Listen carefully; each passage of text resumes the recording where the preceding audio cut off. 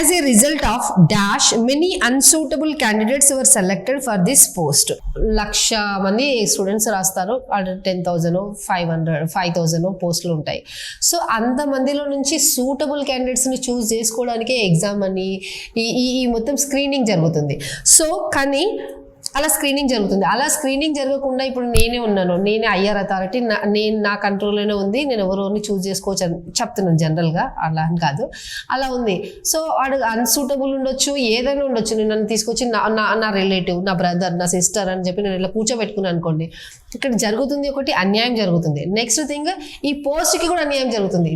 అక్కడ క్యాండిడేట్స్ మధ్యలో అన్యాయం జరగడమే కాదు, ఈ పోస్ట్ కూడా అన్యాయం జరుగుతుంది. వీడు డెలివరీ చేయాల్సిన సర్వీస్ని డెలివరీ చేయలేకపోతాడు, ఎందుకంటే ఈజ్ నాట్ కేపబుల్ కదా.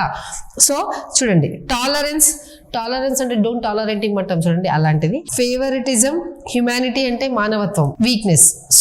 ఫేవరిటిజం